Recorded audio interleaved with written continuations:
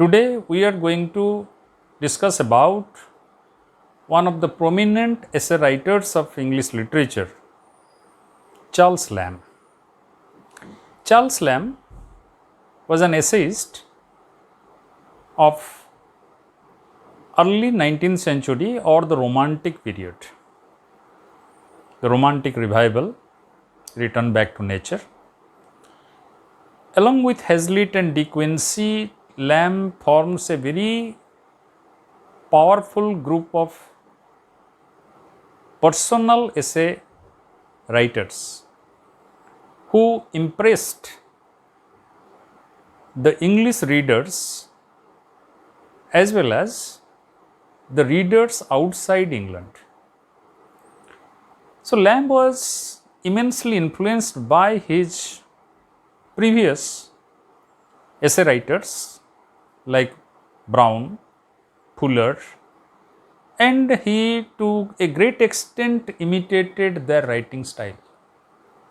But at the same time, he was also influenced by Montaigne, the French writer, Bacon, the English writer, and others who contributed towards the development of Lamb as a very impressive writer of personal essay writing. So, what is this personal essay? Personal essay means, in a very short idea, I can explain that it is an essay where the writer expresses his personality before the reader, taking the reader into confidence. The writer writes about his moods, his ideas, his impressions, his emotions, but nowhere he allows the reader to feel that as if he is going away from the intended topic. So, Lamb was a master of this personal essay writing, and particularly Lamb in his essays was exhibiting a great variation of moods and impressions. If we go through his writing, we find even within a single essay, there are the depiction of different moods, the presentation of different moods. From the beginning till end, we may come across 3-4 moods or sentiments of the writer. And another great feature of his writing is his reference to the past, to the Bible, to the history, to the past writers, etc. That again and again he goes back to the past to bring a comparison or to refer to anything that is there in the present, whether it is a character, it is an incident or anything. And thirdly, Lamb is a great exponent of humor. That was his greatest capability. That as a writer of different humor, nobody can match Lamb. From the innocuous humor, innocent humor to the most pungent humor, he was a master of humor. He produced a great variety of humor within the single essay also. So, that is one of the greatest achievement of Lamb as a writer. And as a romantic personal essay writer, we can find that in his writing there are peculiar whims, turns of thought, and his opinions of men and women or men and matters, and particularly his charm and personality being expressed in a very unrestrained manner. When we go through his essay, we find as if we are floating along a big flow of water, a big river where so many things are floating at the same time. And Lamb is considered as a great personal essay writer because he has presented his autobiographical elements in a very unbridled manner or unrestrained manner about his family, about his sister, about himself, his love, so many things he has put within the essay when he was writing about any human trait or society or profession. He brings from his own life, his own private life, so many anecdotes, so many incidents to elaborate that the reader is both amused and also the reader feels at home. The reader finds himself intimate with the writer or the narrator. And this forms an inalienable bond between Lamb and his readers. And according to scholars and historians, Lamb also brings out allusions, quotations, sometimes misquotations and references. And now, what is his theme? What are the themes of Lamb? Lamb's themes are not very exclusive or exotic. They are the themes of very commonplace incidents like Bacon's. So, it immediately strikes a bond with the reader. It immediately strikes the commonality within the common man. Therefore, Lamb is very popular as a writer.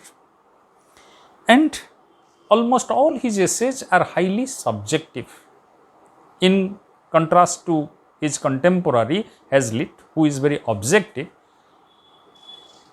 in comparison to Lamb, Lamb is mostly subjective. He is very indulging as a writer. He takes the indulgence to bring forth his own moods, his own autobiographical elements, and serves them through the fictitious names of places, persons, etc. And if we look at the title of his essay collection, The Essays of Elia, he had taken the name Elia, the pseudonym for him. And in this way, what we find that Lamb is a very prominent personal essay writer, where his writing style is also very diffused. Why? Because he used short sentences, very long sentences, according to the mood, according to his whims. He diverts from the main topic or main subject. Again, he returns back. So, in this way, what he does, he presents a very intimate, very close atmosphere where the reader finds homely or reader finds very indulging, as if a friend is having a talk, but at the same time, the essay serves us so many things, though in contrasting manner and bound by the great variety of humor. So, this is the brief idea about Lamb that I have given here. Now, let us look at the present essay. The present essay, The Praise of Chimney Sweepers. As I have told that all his themes are very commonplace. So, he is writing about the chimney sweepers, the young boys. In those days already you might have come across the poems like Chimney Sweepers and all that. So, he is writing this essay in praise of chimney sweepers, that what is the life of chimney sweeper. About that he is talking. But like all his essays, this essay is also full of joviality and a genial presentation or genial picture of the society of London. And in spite of all its frailty, all its problems, the society of London still looks alluring and attractive in the essay of Lamb. So what he writes, I like to meet a sweep, understand me, not a grown sweeper. Old chimney sweepers are by no means attractive. That from the very beginning, he is using a variation in the language. He is telling, I like to meet a sweep, not a sweeper, because he thinks sweeper means it is an adult. So sweep means it is a young, very young boy. So he is calling it sweep, not a grown sweeper.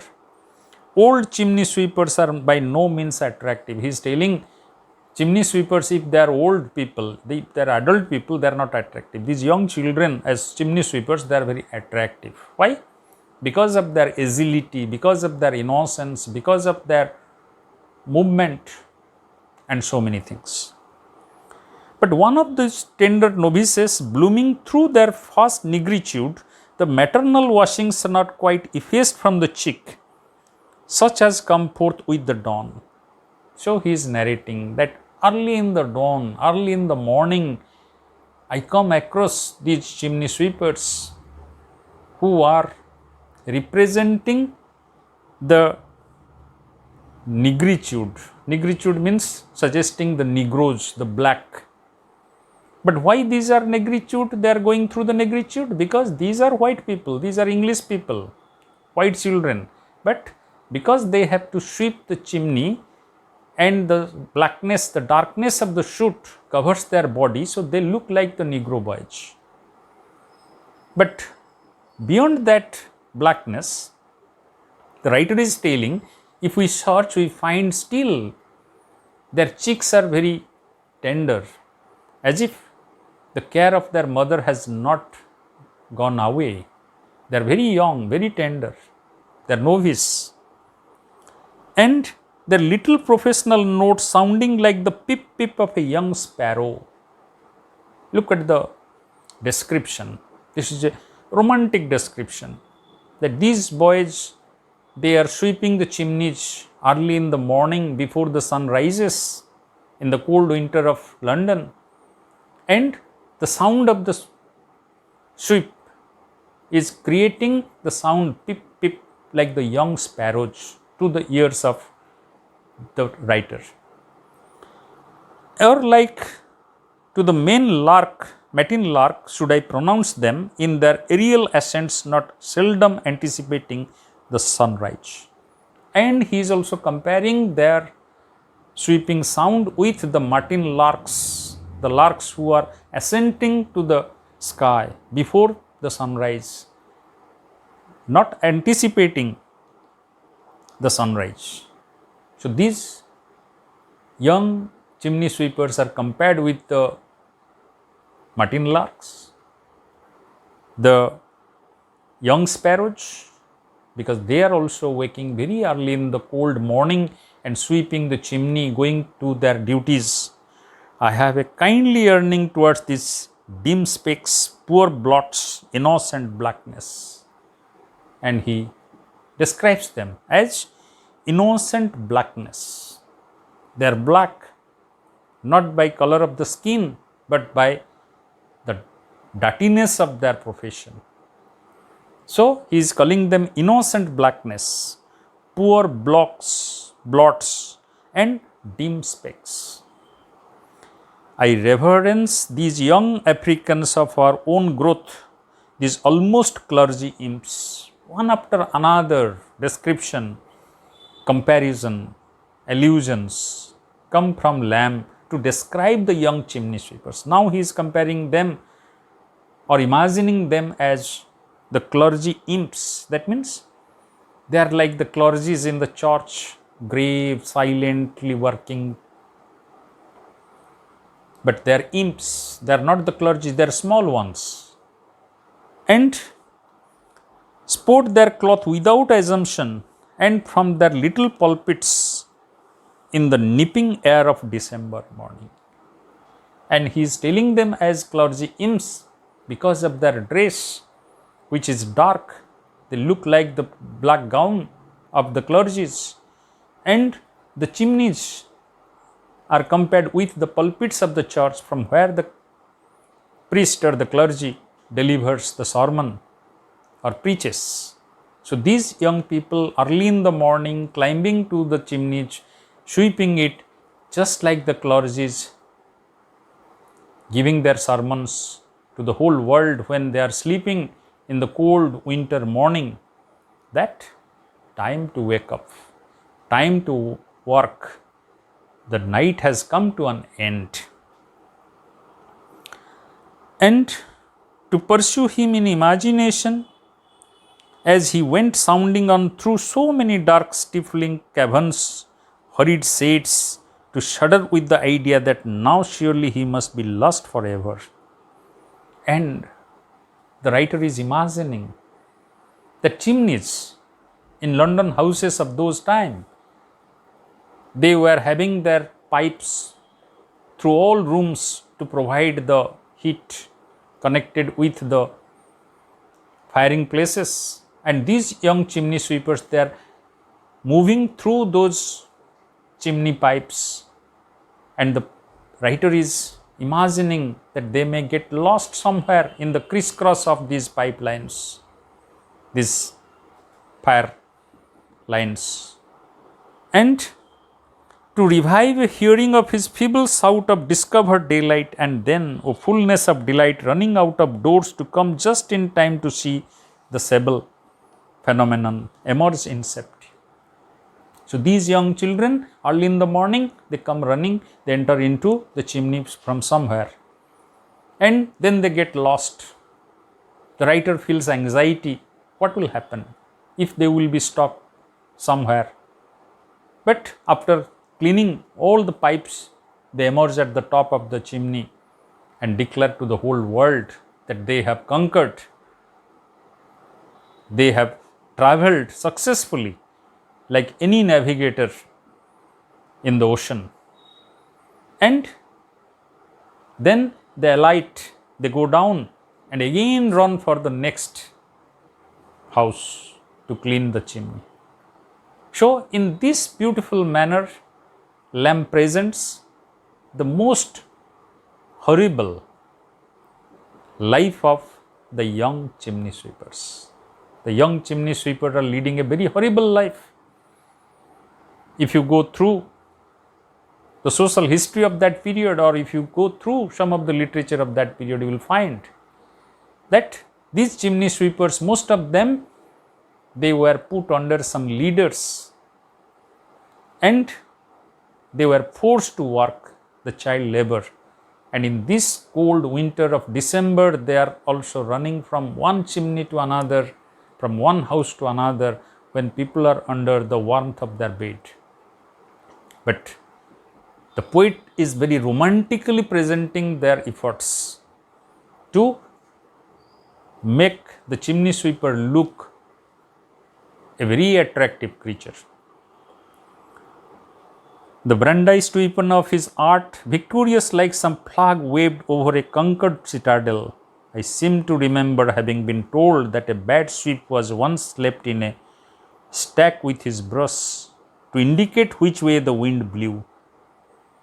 And they are having their weapons, means the sweep and the staff, and that staff they are brandishing like any weapon, as if these young chimney sweepers are like any knights, heroic knights, riding on their horse with their flags and their weapons.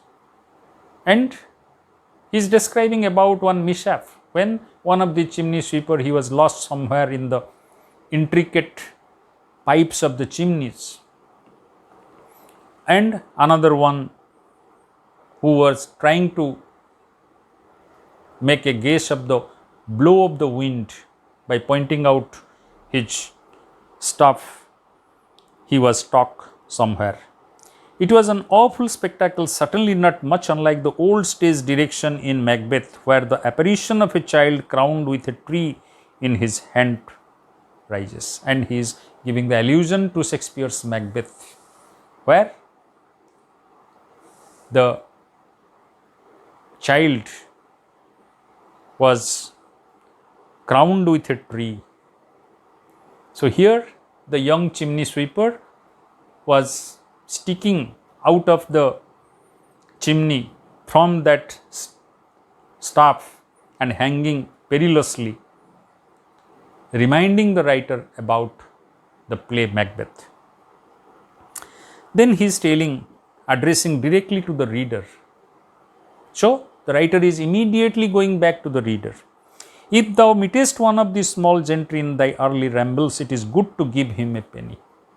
He says, he implores his readers, you be kind to these young chimney sweepers because they are very poor, they are very unfortunate. You please give them a penny. Why? Because if it be starving weather and to the proper troubles of his hard occupation, a pair of kived heels be superadded, the demand on thy humanity will surely rise to a tester. He is telling, most of them are starving, and starving weather, the weather may not be very good. In the inclement weather, they may be starving, or someone may be not having any shoes, any slippers. So please give him at least one penny to have the food, and add something if that child is not having any footwear. That will be the tester. There is a composition, the groundwork of which I have understood to be sweet wood, yclept sassafras. This wood boiled down to a kind of tea. Now he is going towards another topic, because his mood is changing. He is getting digressed from the main topic sometimes to elaborate about that. So he is going to elaborate. He is talking about yclept sassafras. It is one kind of drink, because in those days teas were very costly, expensive, and these are the drinks, hot drinks early in the morning of the common people or the poor people. This drink was made from the boiling wood. A particular wood was boiled in the hot water, and this made some drink with some particular fragrance, and this is the drink for which these young children, they do not have the money. I know not how the palate may release it. For myself, with every deference to the judicious Mr. Red, who hath time out of mind kept open a shop for the vending of this wholesome and pleasant beverage on the south side of the Fleet Street. And he is telling, on the south side of Fleet Street, Mr. Reed was a shopkeeper who opened such a shop where this beverage was available. And there I have never yet adventured to dip my own particular lip in a basin of his commended ingredient. A cautious premonition to the olfactory is constantly whispering to me that my stomach must infallibly, with all due courtesy, decline it. And he is telling personally, he couldn't like this drink. He couldn't love the flavor of this drink. Therefore, he never dared to taste it. But I know not by what particular conformation of the organ it happens, but I have always found that this composition is surprisingly gratifying to the palate of young chimney sweepers. But this sassafras, it is highly satisfying to the taste buds of the young chimney sweepers. It may be the writer is not directly mentioning anything, but indirectly suggesting, because this is the beverage of the poor people. So the chimney sweepers need it. Why? Because they are working early in the morning in the cold, extreme cold. So they are in need of this drink. Nature sensible that she had mingled too much of bitter wood in the lot of these raw victims, caused to grow out of the earth her sassafras for a sweet lentive. But so it is that no possible taste or odor to the senses of a young chimney sweeper can convey a delicate excitement comparable to this mixture. And he is making a comparison between the chimney sweeper's life and the wood sassafras. He is telling that the life of these young chimney sweepers are full of so much of hardship, so much of trouble, that probably to them this flavor, this taste of sassafras, which is very reprehensible for Mr. Lamb, is tasting very sweet and tasty. So in this way he is expressing his compassion for the young chimney sweepers.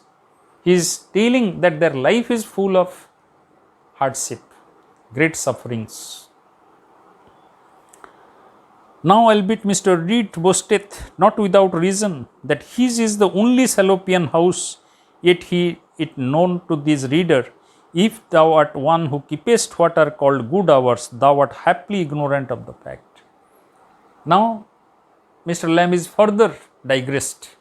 He is telling Mr. Reed is boasting that his shop or Salopian house is one of the best in this part of London, Fleet Street. And he also boasts that if anyone keeps awake late in the night or wakes up early in the morning, can come to his shop and taste very hot beverage to save himself from the extreme cold. And who are the customers of his shop? Who from the stalls and under open sky dispense the same savory mess to humbler customers at that dead time of the dawn, when the rake, reeling home from his midnight cups, and the hard-handed artisan leaving his bed to resume the premature labors of the day, jostle not unfrequently to the manifest disconcerting of the farmer.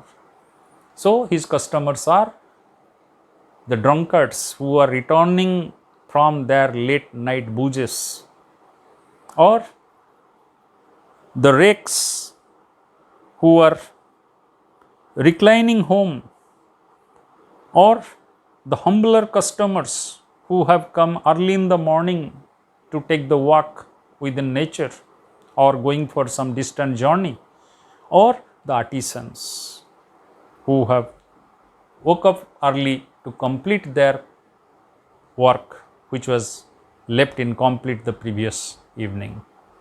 So these were the customers of Mr. Reed. And it is the time when in summer, between the expired and the not yet illumined kitchen fires, the kennels of our fair metropolis give forth their least satisfactory odors. The rake who useth to dissipate his overnight vapors in more grateful coffee curses the ungenial fume as the passeth, but the artisan stops to taste and blesses the fragrant breakfast. And he is also narrating about the reaction of these different customers. The rake who returns from the midnight cup may not be happy or may not be aware of the taste. He is simply consuming it to make himself more conscious in his way back. But the artisan always praises the taste of sassafras, the drink. So in this way what is happening? That even in digressing from the topic, Lamb is presenting the difference of attitude, the difference of taste within different people of our society. Short questions can be asked about who are the customers of Mr. Reed in the early hours. This is Saloof, the precocious Horboman's darling, the delight of the early gardener, who transports his mocking cabbages by break of the day from Hammersmith to Covent Garden's famed pizzas, the delight. And who are the other customers? The people who are dealing with some herbs or some other materials, agricultural produces from the countryside to the pizza houses of London. They are also the customers of Mr. Reed. Him shouldest thou haply encounter with his dim visage pendant over the grateful steam, regale him with a sumptuous basin and a slice of delicate bread and butter, so may thy culinary fires erased of the overcharged secretions from thy worse-placed hospitalities. And Lamb is describing about the reaction of these early gardeners or transporters who are transporting the agricultural produces to the pizza houses, that they feel grateful by the steam of this drink and regale with a sumptuous basin. That means they take a lot of this drink because they love it.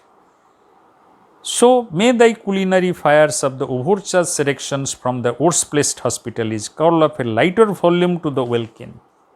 So in this way he is describing about different customers of Mr. Reed and how different people appreciated differently the hot beverage, sassafras. But then he is telling, what about these young chimney sweepers? They may not be having any money in their pocket to buy a cup of sassafras. I am by nature extremely susceptible of street affronts, the jeers and taunts of the populace, the low-bred triumph they display over the casual trip or splash talking of a gentleman. Yet can I endure a jocularity of a young sweep with something. And now he is describing one of his incidents or an accident. He is telling many times in the street of London, people come face to face suddenly with any other person coming from the opposite direction. In many of the English literature, we find such experiences being shared by different writers. But here Mr. Lamb is sharing his experience that how he encountered a young chimney sweeper one fine morning. When that young chimney sweeper, he was coming from the opposite direction, when Mr. Lamb was walking by the Cheapside of London. I scrambled up with pain and shame enough, and that boy came and dashed against Mr. Lamb, and Mr. Lamb fell down. He felt the pain.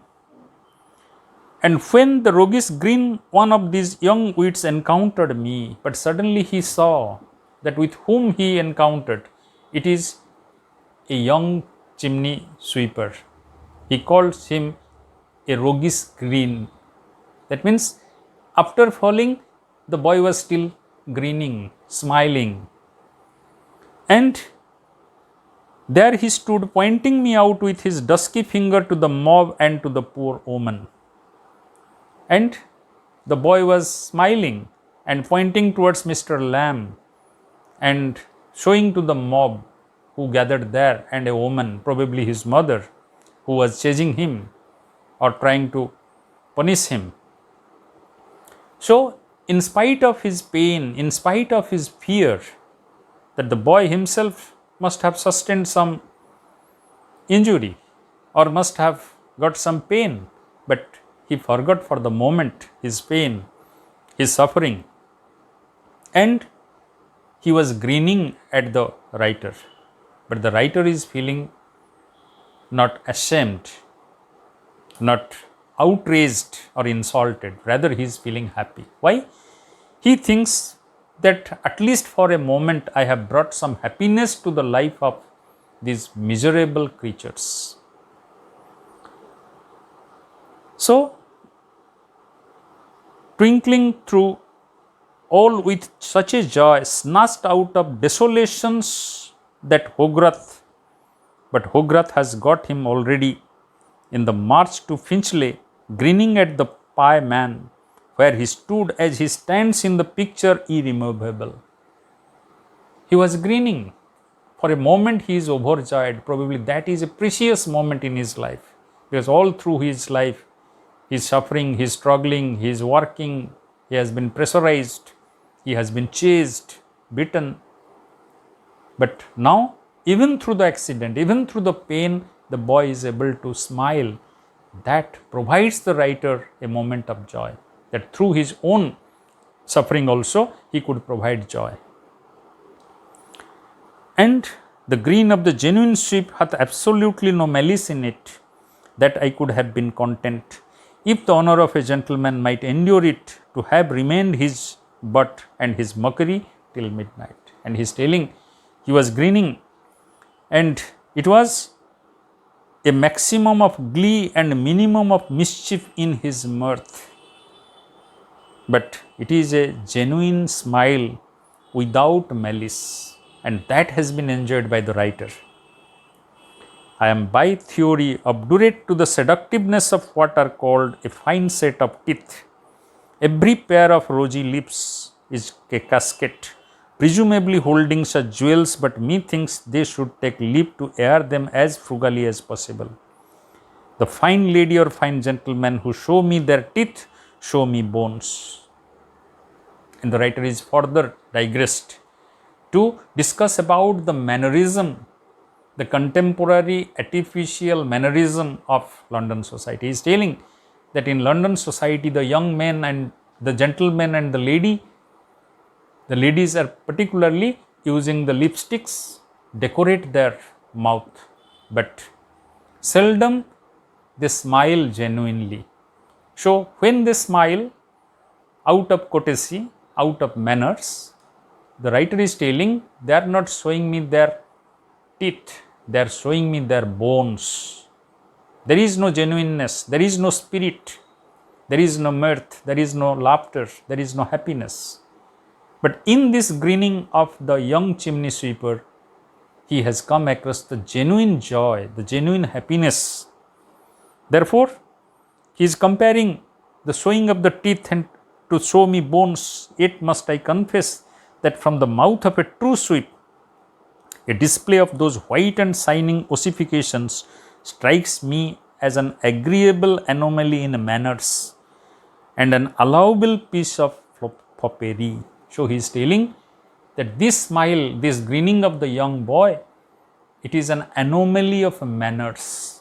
He may not be following the manners, but it is an allowable piece of foppery. It can be accepted because it is genuine. Even in his pain, he is grinning. So, in this way, what we find, that Lamb is presenting a very conscious analysis of his contemporary society, and at the same time we also find his genuine sympathy and empathy towards the poor and suffering chimney sweepers, like some of the great writers, poets and intellectuals who felt for them in this period. So, it is like some remnant of gentry not quite extinct, a badge of better days, a hint of nobility. So, he is thinking that these young chimney sweepers, they should not be dismissed as some reprehensible part of the society, as the very rejected part of the society, or they cannot be rejected. Rather, within them, the writer discovers some sort of gentlemanship, about which we will be discussing next time. But I hope that you will go through it line by line. The writings of Lamb sometimes creates a problem for the reader to follow, because he is so moody, he shifts with his mood, and he digresses from the main topic to others, and he brings in so many allusions, so many references. So it takes patience on the part of the reader to comprehend what exactly he is trying to say. But he says everything in his expression, in his spirit of conversation with the reader. We will discuss it further. Thank you for today.